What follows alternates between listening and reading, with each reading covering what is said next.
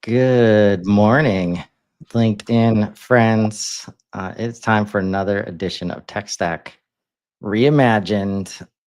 Excited for this one, post inbound 2025. I'm glad we ended up waiting a week because watching the fallout, I mean, that's really what it is, of inbound 25, people feeling like they're so far behind and they're going to miss out on 200 updates, people feeling like the AI is still not ready. There's way too much emphasis on AI. Mhm. How do I make time? And so many conversations, like at least on the one-to-one this week, was like, well, have you clicked this button yet? Like, because, okay, you haven't. Let me do that for you real quick. And then, like instant. And now they're going to start clicking the button themselves. But like, goal today with the deep dive is to do that with all the agents because pro tip, if you use some of these agents, a bunch of the updates you don't have to care about. Um, and I don't know if Nico likes that plan. If his he just went off camera, looking like some technical difficulties maybe on his side. But the plan today is to go through each agent that is found in the Breeze Studio and on the marketplace. Understand the difference between agents and assistants and tools and knowledge and all these new things. Because like um, Dylan Selberg, a couple things that he said when he was introducing Breeze Studio on Partner Day was, which I agree with a lot. Like it's hard to imagine most companies are in a space where they're ready, for these tools. Um, and I think the part that connects to it is that it takes three minutes, which you'll see today, like 3 minutes to set some of these things up, but then 3 weeks to actually get it working, right? The way it could and should for your business, because there's a learning curve on both sides happening. Um, with your business using and guiding and being the human in the loop with agentic activity and using assistants, and Breeze is constantly learning from you. There's a whole layer now that is always learning. There's memory that is learning from all of the actions taken inside of your HubSpot portal, and all of that goes into really getting effective, trusted, efficient outputs from agentic activity. That doesn't mean you won't get one shots every now and then of like the first time you spin it up, it does exactly what you want it to do. Um, but don't be surprised when the very next time, like if you haven't done anything to configure or update or adjust, uh, the next time might not go so well. And I'm anticipating today that most of the first runs will not be good. I've been testing it a few times all week, and there's so much learning that has to happen and memory that needs to be created and training uh, with these tools that have just been implemented. And this is if you have all of your business context in the system, right? When you don't, and you don't have like the brand settings set up, the less it knows about you, the harder it's going to be to get valuable inputs going. And apparently, the video card just decided to start updating on Nico's side, so I'm sure he'll be back soon. Uh, so I'm gonna start sharing my screen and just start talking through, what I'm talking about, and we'll just go here, right? Uh, so the button that I usually click on behalf of others for the first time if we're on a call and they haven't seen it yet, is Breeze and the marketplace here, because that brings you right to Breeze agents. And this is a mind shift. If you need to get here, if you're gonna collaborate with these agents effectively, these are not a bunch of low-level assistants that you're gonna just delegate tasks to because you don't like the tasks or all the other reasons um, that you might try to use these things, right? Find the right digital worker to power your team. Say to collaborate with your team might be a preferred language there. And so, sorry about the background noise here. If there's any, Nico's got video cards restarting. I've got leaf blowers like 5 feet away from me. So apologies if there's any background noise. But this is what we're gonna get into today. And like if we look at go to explore now, and right, we've got, let's see, 4, 8, 12, 16, 20, 21 agents here. A few customer agent, data agent, prospecting agent are out of beta, which means they will cost credits. And the rest of is if it has this beta tag, 98% certain what I'm about to say is truth. If it has this beta tag, it will not cost credits to run. So prospecting agent, customer agent, data agent, they cost credits. And they're also easy to access, like in the sidebar over here. Like prospecting agent is here. We've got customer agent and data agent, which says beta. So maybe double check on that one, but definitely most of the data enrichment stuff. Looks like we've got Nico back here. Welcome back, my friend. Thank you. Thank you. Sorry about that. All good. So we just went through, I just noted that there's 21 agents here, hmm 3 of which do not have a beta tag, which means they cost credits some way, somehow. But the rest are open season, and at the very least, should be trying these things out, understanding, even if it's just, okay, let's just go through one, right? Like, let's say deal loss agent, Yeah. right? We click in here, just even if you're just clicking in here and reading what it does, like, please, like, just, right? Like, so many of these, by the way, coming from the one of the leaders in CRM, where we all know what the challenges are that get teams to do, get managers to do. Like, so we've got handoff agents, deal analysis agents, like all this stuff, right? hmm That's where the agents are focused. It's not like what everybody's good at, right? So if you're wondering if it's worth your time to come over and into this area, like I guarantee it is, right? So you can see overview, features, agent functionality, get confirmation of pricing here. It doesn't use HubSpot credits now, may in the future, right? Got more info, and uh, got demo videos here. You're just gonna click add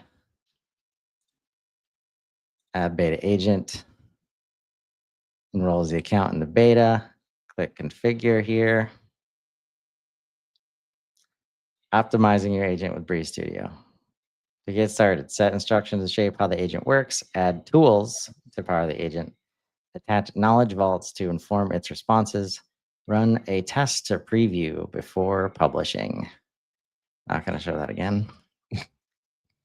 So what are we looking at here, Nico? What we are looking at is the fact that we've got an agent that is able to automatically handle what you're doing or automatically handle the process after deal loss takes place. And why do we even have this in the first place? Because when deal loss takes place, unfortunately and historically, we are missing a fair amount of data that goes into it, right? So we're typically looking at deal loss reason, right?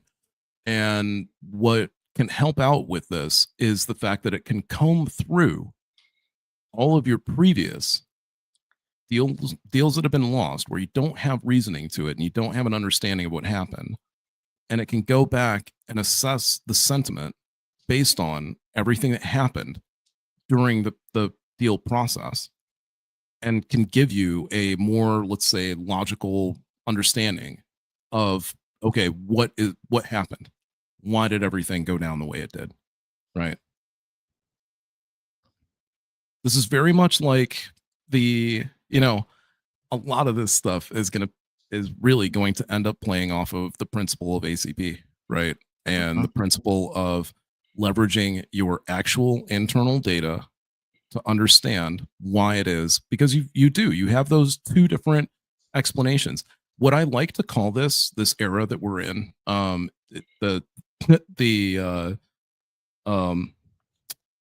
term has already been taken in one direction. So I guess in the spirit of vibe coding, I will go ahead and do this one as well.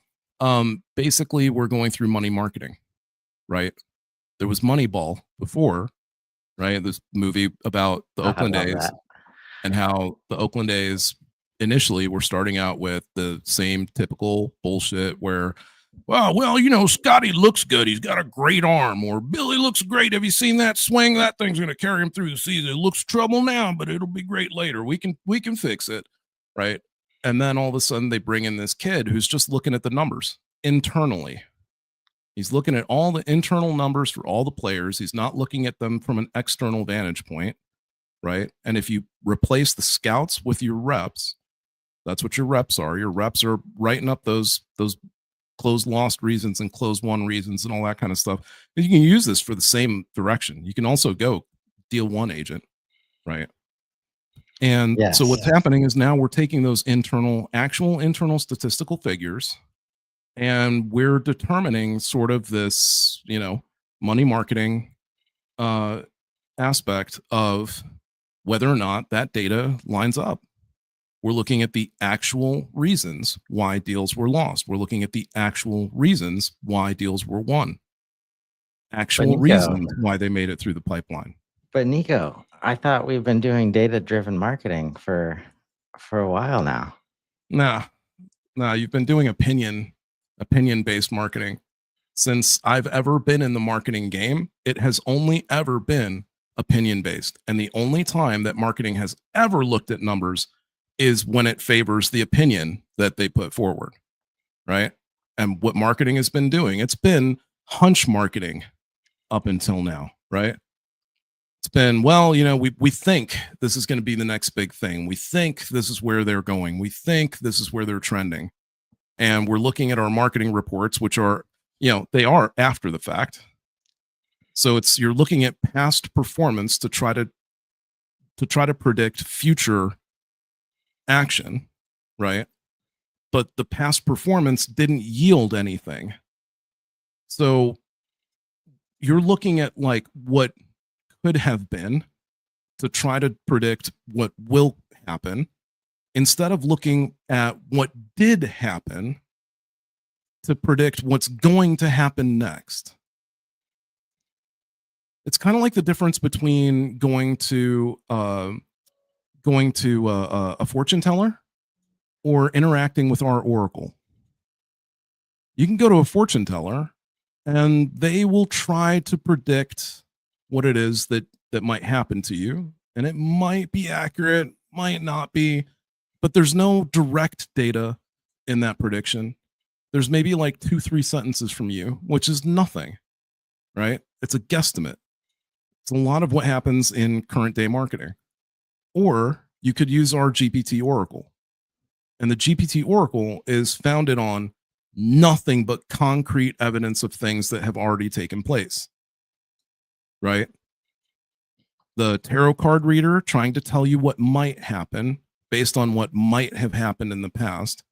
GPT telling you what will happen based on what has happened in the past.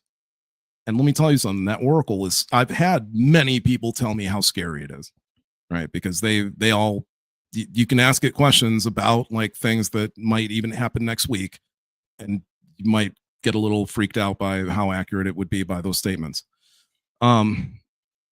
Getting back to this, right, and how it all relates to what the agents are doing for you. Again, this is a way of looking at what happened in your CRM for real, like based on the actual actions that took place, and not just based on that deal. It's based on the culmination, right? It's a comparative analysis. So it's really like it's see close loss deal trends review, right? Like we're looking at this compared to all the others. What does this particular track look like? What does this track look like against the other tracks? Where's the insights in all of that? And now where's the leverageable data?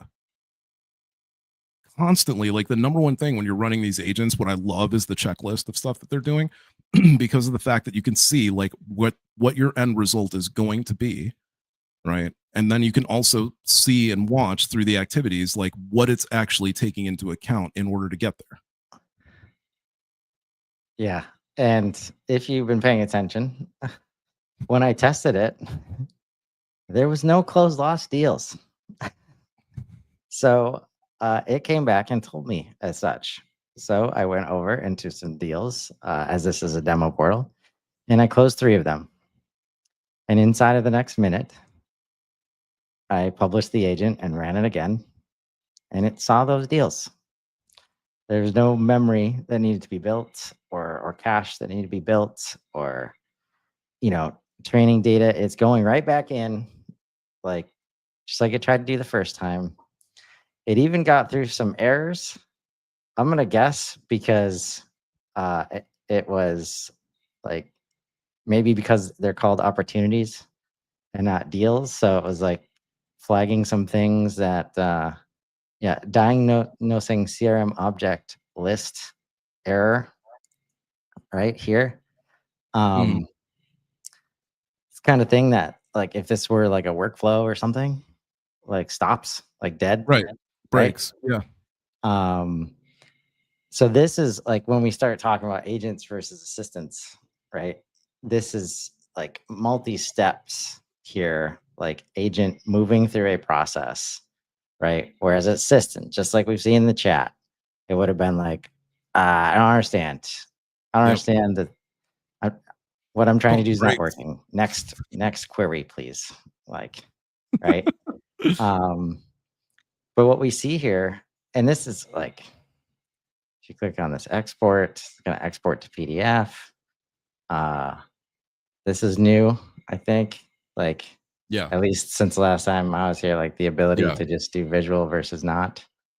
Um, Yeah, it is. And the PDF, um, it's how do I put it? Um,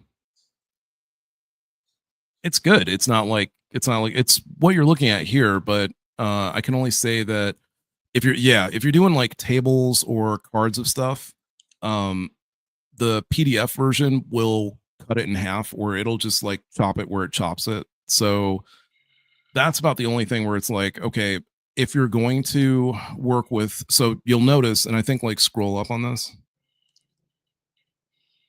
because I'm pretty sure. Okay, yeah. So like maybe those cards there, I don't know how it's going to work out, and I don't know necessarily how you would. I'll obviously be poking around with it this week, but um, I don't know how you would necessarily program the agent so that the output would be PDF friendly. Let's say, um, right. but I would suggest that any charts or tables that you're going to do, basically direct the agent to either do them first or last, just to make sure that they don't get chopped up. Yeah, see. Yeah. Like I don't know how you could direct the agent to. So, Dharmesh, if you happen to be listening, or if anybody product team happens to be listening, or you guys catch the recap on that, I don't know, guys. I don't even know where to tell you guys to begin, because I don't know how the hell you would even do that. But that's the only drawback to this, so far as I can see. Otherwise, I got to tell you, this is phenomenal, right? In terms of being able to pull this and take it to a meeting and cut that meeting time in half or down to a third, because of the fact that you have all the data right there in front of you. Instead of sitting there during the meeting, analyzing the data and everybody guessing and everybody trying to figure it out, and somebody comes in, somebody with a title walks in the door and the title says something and everybody kowtows to the title and they forget that the data is sitting right there in front of them. Yes. If you keep doing that, no offense, if you keep doing that, if you keep saying, well, they cut the check, so we're going to do what they said because they cut the check, then you're just guess marketing. Nico, If you decide to, when might that meeting be each week? Oh God, it'd be on a Monday morning, probably, right? All right. So let's call it weekly, Monday. We want to get specific here, or maybe we don't. We don't need to get specific. There's a Monday morning in there. We're gonna say, let's do Sunday, because we want to be prepped for the meeting. So Sunday, that makes sense. At night, anytime here. So reps, get your shit in before that time. Save and continue. And now publish. And so now every Sunday and now night, you show up Monday morning, and this PDF, now this run, right? So if you've published it, and here's the history of runs. Yep. And this is just one agent. You start to get into the thoughts of there's all these other agents, and there's one that's going to send it out to the team, or maybe that's where inside this configuration, if you edit this, and so maybe this one, I'm going to leave that one there, and we'll show some other features on the other one. But some of these, the whole workflow, set of tools, comes up, to automate, right? But yeah, imagine that, coming in Monday morning and an objective analysis done of all the deals, right? And I love what you meant, what you said there about closed one. How about we analyze some closed one deals? Yeah. To see what's working. Right. Why are we always looking at the shitty stuff? Why don't we look at the good stuff too? Right? Yeah. Because we look at closed one deals and all we say is, well, we made that much money. Well, Jim closed that many deals. Well, blah, blah, blah, blah, blah. And whatever Jim's doing must be working. So let's turn Jim's thing into a playbook. Okay, cool. We were doing that in the past. We were doing that, man, as early as a year ago, right? But now you're able to take the closed one deals on a weekly basis, and you're able to look at actual insightful leverageable data. And once you've collected a month's worth of those closed one deal analyses, then you can take those, and I can guarantee you can build your own agent that then does a further deep dive analysis specifically programmed to build out playbooks and to do the analysis of the outputs from these closed one agent runs that you're doing from the outputs, upload the PDF files to this agent to this playbook agent, and create your playbook for how you're supposed to do closed one deals. Shit you not, it's going to be way different than you ever thought it would be. Ever. it will find this pattern of what the best way for you to get to closed won is. That I guarantee you, either will it's one of two things, guys. It's only positive.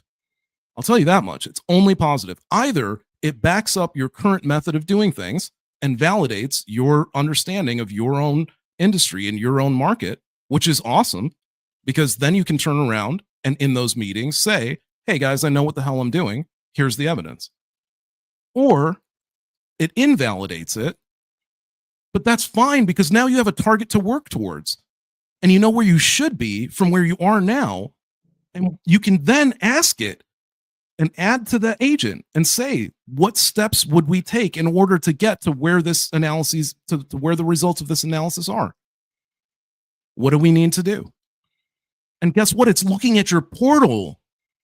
It's looking at your portal data. So it can absolutely step by step walk you hand in hand on how you need to get there and how you can get there. Here's what you should build out. You need to put these automations in place. You should put these, you should build out these types of sequences.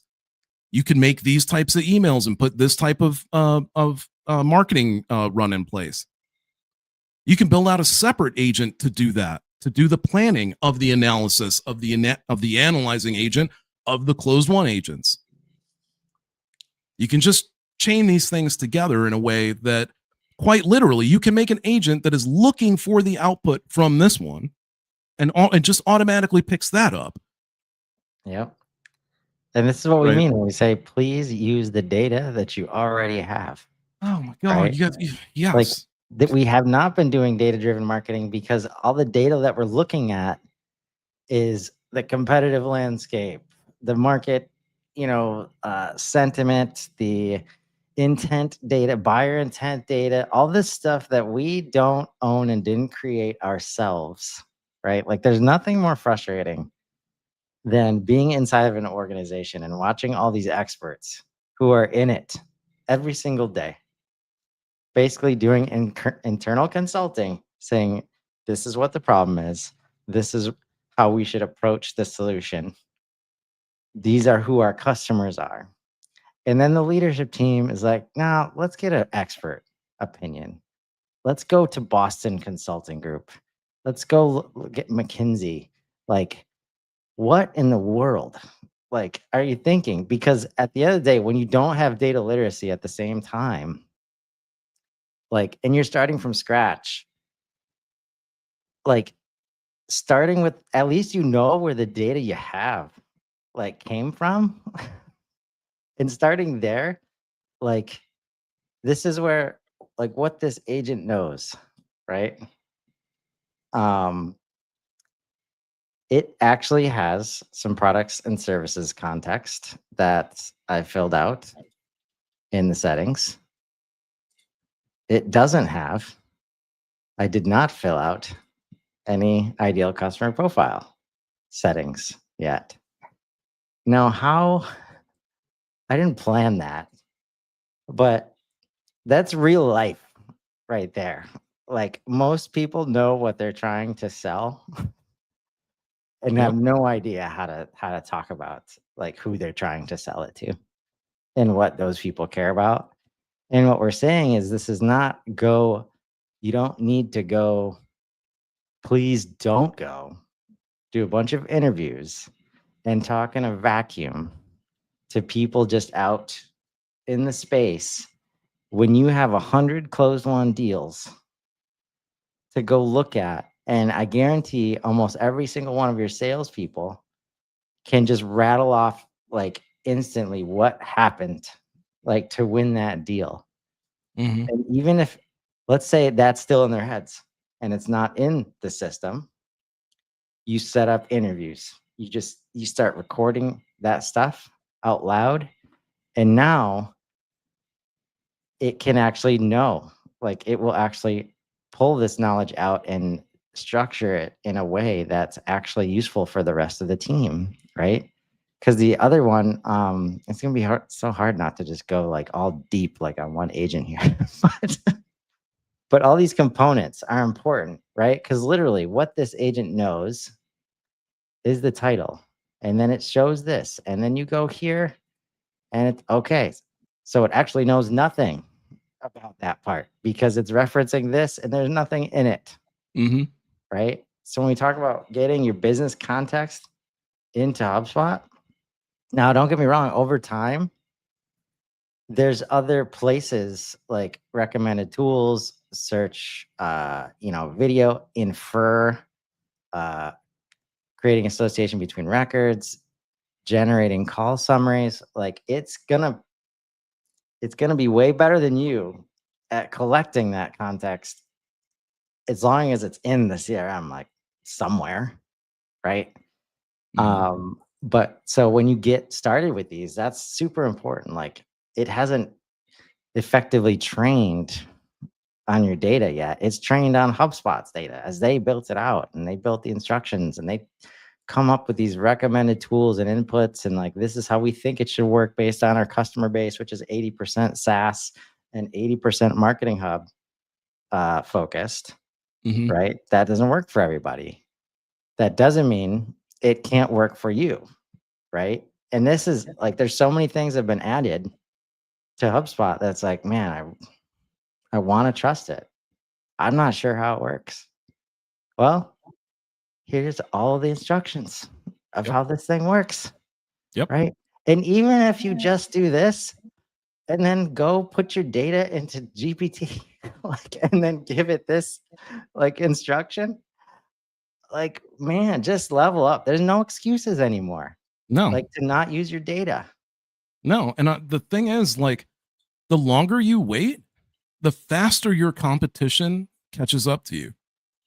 And the thing is, a lot of you guys out there, and anymore, I gotta say, like, and I think we both kind of agree.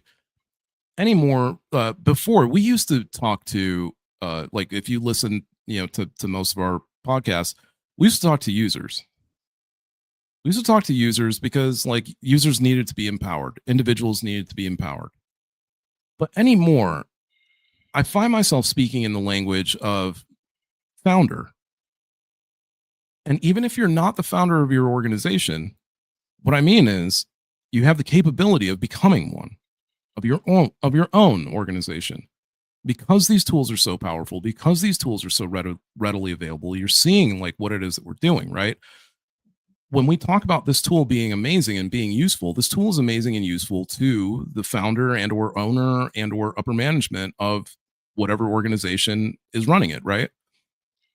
So if it's readily available to them, it's readily available to you. And if you're a them and you're still doing things the old way, that means that new guys can come along and do things the new way with way less overhead, with way less resources, and just snipe you out of the water. And And again, like, Notion's not alone. I haven't done the research this weekend, but I will before tomorrow. So you guys, if you want to, tune in tomorrow to find out what other whales are getting chewed up. But look, I'm not going to lie. There's a reason. There's a really good reason.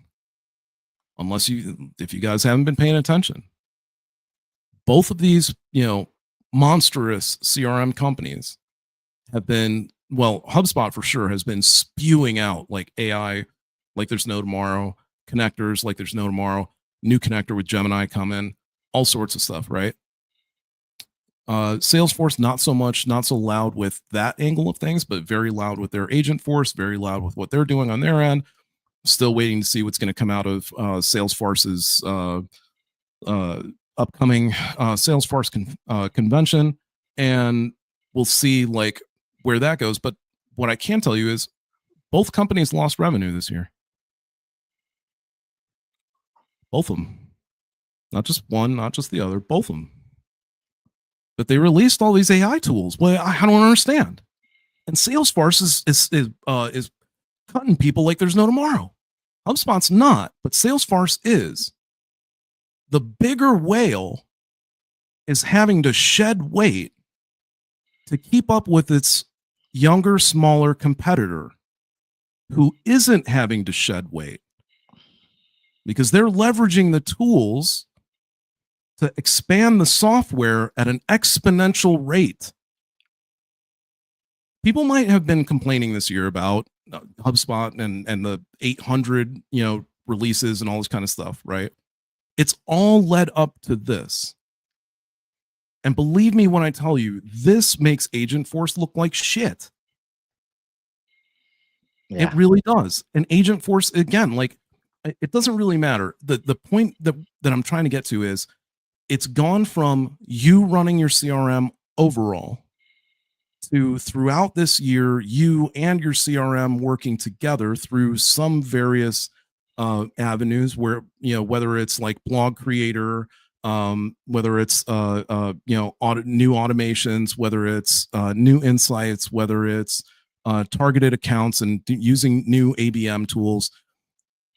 Now it's at the point where you are working with someone all day. Always. Yes. And that is so like, man, that got into kind of a little bit of a discovery as we talked through it on the helpline yesterday. Like throughout the process, like it's not about conversion. Like we used to try and do all these things, like so you would take the next step without us, without the other person. And now everything is going to be with either AI or another human being. And if you can't get to that collaboration mode, you're going to be sitting there just thinking that I'm just going to maximize AI to just like blast out into the world. And then people are going to come in, they're going to fill out forms. They're going to like, no, they're going to show this signal somewhere. And the difference is now you have agents being able to admin the hell out of everything, which opens up your humans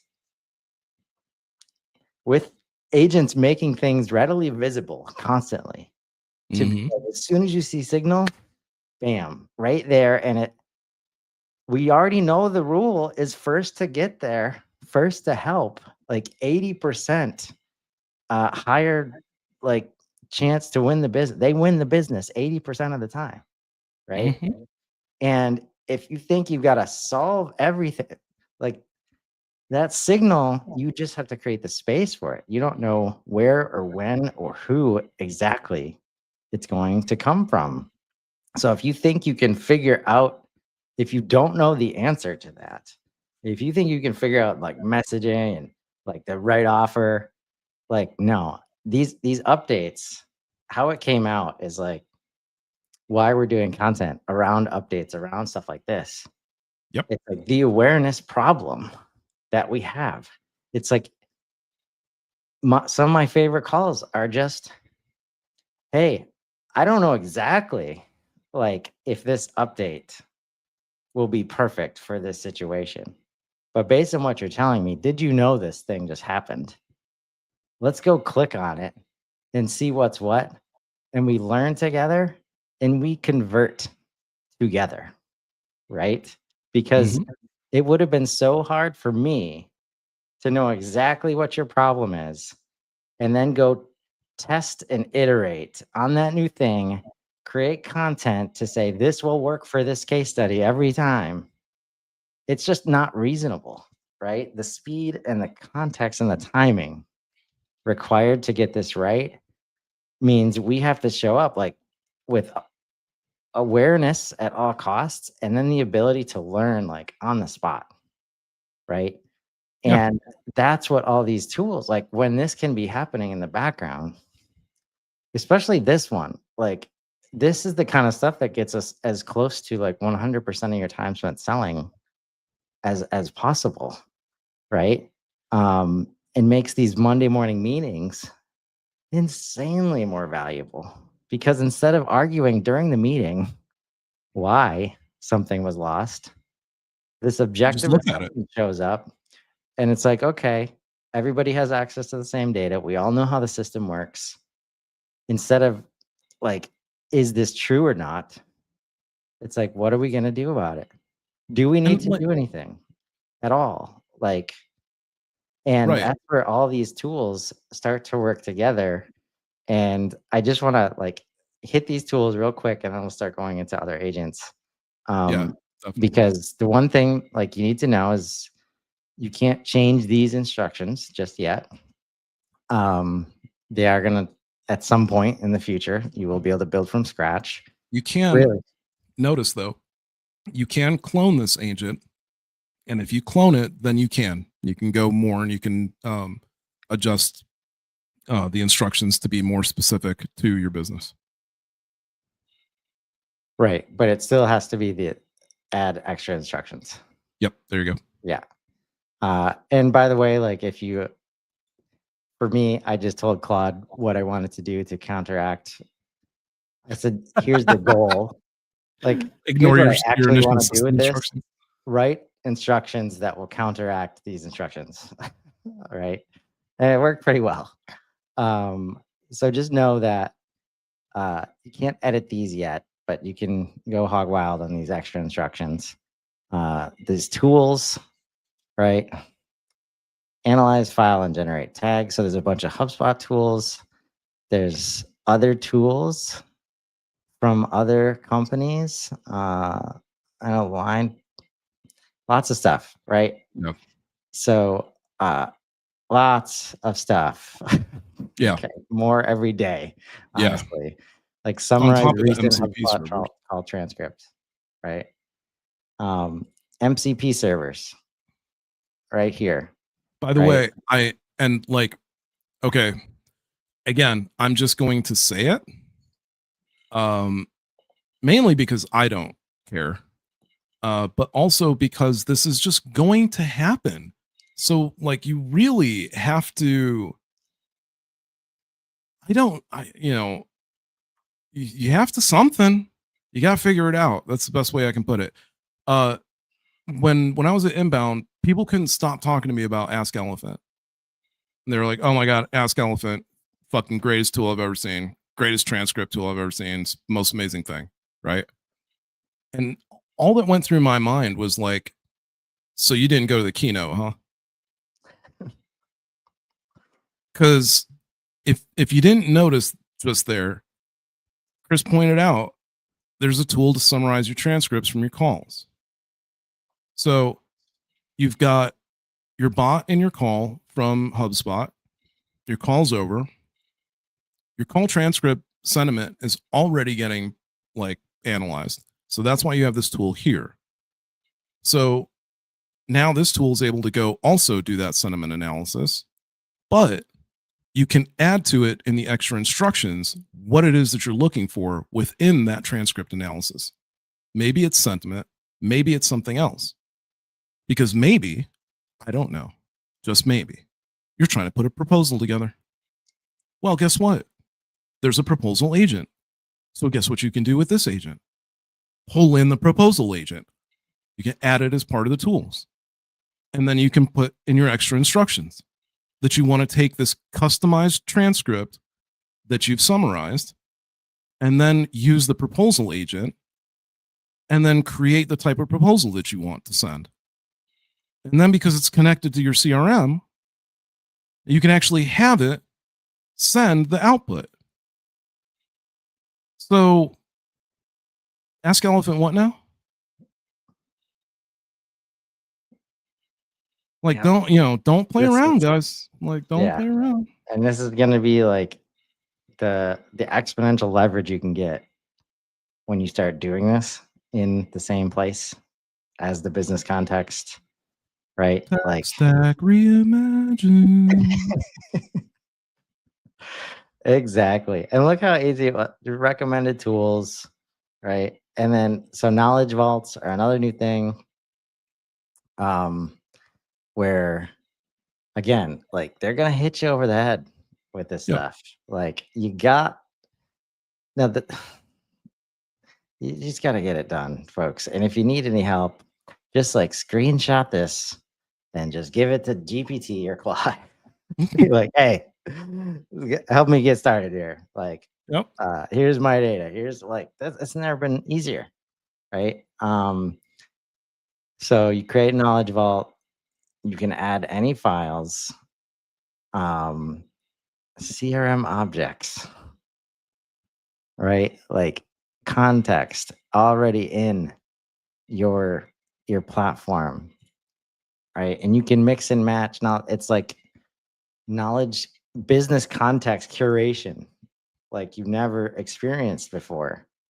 Because the ability to mix and match across agents and assistants, right? To be able to, like, when all this stuff first started happening, like prepare for call or prepare for meeting, it was always like, yeah, it's cool, guys, but I don't know. Where's it getting the information from? Like, that world is over. Like, you can decide where it's getting the information from. In most cases, there's still plenty of black boxy scenarios, Mhm. right? But you learn very quickly where those are and where they aren't once you start using these tools, right? So those are all the components. I'll get into this trigger. Yeah, I don't think it looks like this one won't show me, which makes sense because it's not. It makes sense to trigger that one in that way that you might have workflow. But I'm just gonna not keep that one configured. But here it is in now Breeze Studio Agent. Um, I guess let's go over the concept of assistance next. Uh, and then we'll focus our second hour on the like the rest of the agents. Um, Tell us the difference between assistants and agents. So agents are what I would consider agents to be is this what we've kind of looked at, this semi-autonomous semi-autonomous thing that can go perform this multitude of actions. Okay. Um, the assistant, the assistant is basically what you guys have been looking for months now. What I've been looking for months now. Custom GPT inside of your HubSpot. Yep. Yep. So, that's right. Hub Helper Harry in my HubSpot. And I Wouldn't you think like like, to have one too? yeah, and I think somebody's showing their screen at some point. I think it was on the hug actually. If you watch the admin hug from last week when the Breeze Studio team, like somebody shared their screen and there was definitely an assistant that was labeled like HubSpot product knowledge, right? Like, what do you think is in there? It's probably Hub Helper Harry. It's exactly what Hub Helper Harry is trying to accomplish, right? Mm-hmm. In HubSpot. And I'm trying to, because again, like custom GPTs, it takes a minute like to think about what you want to do and what like curation, right? And instruction about what you're trying to accomplish. Yeah. So on a different screen, I'm trying to pull up one I've already done. Um, but why? Uh, I think in most other systems, is it still like in the Replit situation? There's also assistants and agents still, right? Yeah. And Yeah. assistants don't cost money, and agents do. Is that right? Yeah. No, I Why? mean there's both. It's the agent costs certain levels at this point, and yeah, I mean I'd get into it, but it is it's it it was super easy for non-developer. Now with the way that it's changed, it's still super easy, but you do need to know a lot more like in terms of what you're doing because like if you put it on like max autonomous mode, you better have given it really good non-ambiguous instruction on what to do or it's going to go for a minute. But the difference between so that's the thing, right? Is the agent can go for a long time in order to figure out what it is that you need. And it's not limited to a particular model. It can go and reference several different models. It can reference the internet, a lot of different options. The assistant for Replit very much more like using a scalpel, and you need to know exactly where you want to cut. Otherwise, you will definitely send your entire project sideways. Cost difference between the two, which makes Assistant very attractive, which also makes it worth your time to start learning a little bit about coding. Agent can cost you anywhere from, I think the most minimal I've hit was like 15 cents for like a really super quick change that I needed. Assistant is 5 cents always. But it also always runs on I think Sonnet 4, which is not bad, but if you've used the different coding agents, I find Sonnet 4 to be quite opinionated, even when it comes to coding. If you've used GPT-5, boy, it's amazing. It's seriously amazing. It one-shots. I don't know what other people's experience is. I also have been like seriously upgrading and updating the way in which I use Copilot. I exclusively use Visual Studio now, but I realize I'm running off on a tangent. So Yeah, we'll get into that more tomorrow, Yeah. for sure, as we focus outside of HubSpot and just build some Right. stuff. But that's, I guess what I'm trying to say is like all of that, all the stuff you guys have been doing in GPT, now you can bring that into HubSpot. Everything. Knowledge bases, like the knowledge base that you build for these things, amazing. Like once you start putting that knowledge base behind it, it really starts to narrow the way in which the assistant or the agent looks at the data. It like really does. It adds like a really nice, powerful layer to what it is that it's doing. And if you understand how to write custom instructions, like system instructions, these and the way that HubSpot does them, I'm not saying that it's bad, and I'm not saying that they won't follow those instructions, but I know for a fact that if you use the OpenAI's like ROPO method, um, now you're talking about like surgical knife like instructions, and it won't deviate. It's the type of thing where you can tell it like, hey, if you don't know, don't answer. And just having that assistant as a default in your system that other people can use. So you can have multiple assistants. If marketing has a really good content writer and RevOps is working with a client and client wants to rewrite something, then all of a sudden RevOps is able to leverage that marketing assistant to be able to rewrite that content in a better way. Like it's the ability to pull in.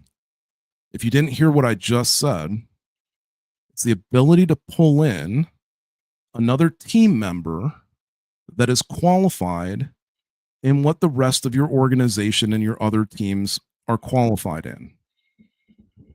Are you starting to get the picture? Do you start to understand why HubSpot is just gaining traction and not having to cut overhead? Because they're able to create new team members and bring them in. One person now worth 5. 5 people now worth 50. It's an exponent. It's a way to literally grow your business. One of the things that I've watched is in some companies, in pretty much in the whales, if you look at the job loss, like look at it globally, look at what's happening. It's whales that are losing. It's not like businesses that are adopting. And even when it came to Atlassian, a lot of people said, well, what about Atlassian? You know, that's a new fish and they're cutting people too. First of all, they didn't cut that many. And second of all, the CEO was the most forthright of all of them in his statement when he said, hey, we're rolling this shit out. And these people didn't want to go along with the program, but that's the way of the future. So if you don't want to go along, then you need to go find someplace else where you can be happy. He didn't say so. And trust me, I've heard this guy. Me and Chris have listened to this guy in person, outside of that setting. So outside of being like pressured by news or anything like that, he's very, very open and honest. You can tell just from the way that he speaks. And he said that he doesn't hire people necessarily based on qualification. Qualification's part of it. But he really hires people based on how much they love what it is that they're doing. Because if you love what you're doing, you're not going to sit there and be limited by tech. You're not going to sit there and let something get in your way. You're not going to sit there and be like, well, AI, but I don't want to. I think I know better, so I'm just going to keep doing it the way I'm doing it. At the end of the day, dude said, we let go of people that we should have let go of a long time ago, but we just kind of kept them around because, they were really nice people and they were really good people. But at the end of the day, you don't necessarily pay somebody to sit around and be nice at your company. If you're trying to move forward and you're trying to make money, it's a company, it's a business. For now, capitalism, we're in America. Certain things happen, certain things gotta happen. But yeah. And at the end of the day, value comes first. And when you drive with value and you drive with actual numbers, you start to see actual gains. Yeah. And even as I put this together, I'm realizing the ability to centralize your business context in an effective and leverageable way that allows everybody in your organization to create value, that will be a competitive differentiator, right? Because as I'm doing this, I went to create the same knowledge vault, the same assistant that I have in my own portal, my non-demo portal, right?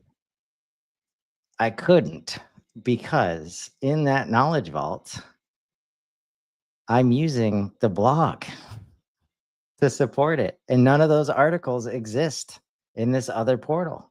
Right. And we're not at that point. And that's where maybe we get to a point where, you can access them via the web and all that stuff. But how far ahead am I by that point? Because I don't have to spend the energy to find other ways. Now, in this case, I have the documents that I can kind of recreate it, but all those articles were written in a way that's meant to be delivering the knowledge in a different way. It's not like internal documentation, right? So it's there's so many layers of difference now between this knowledge vault and the other one, right? So this whole, all the concerns about IP and all this stuff, listening to that Blitzy, that recent podcast at Moonshots, I just did that this morning. Yep. And how Blitzy, what they're millions of lines of code, sure. Yep. But what they're doing is documenting your actual IP in a way that nobody's been able to do before, right? And that is worth a lot of money, right? When you can look into your code base that nobody could actually do effectively and understand what your actual base level value props, where are the points where you're actually creating value for people, man, it is powerful stuff. And this, I think, is just an immediate example, right? So now I have a knowledge vault and a value path,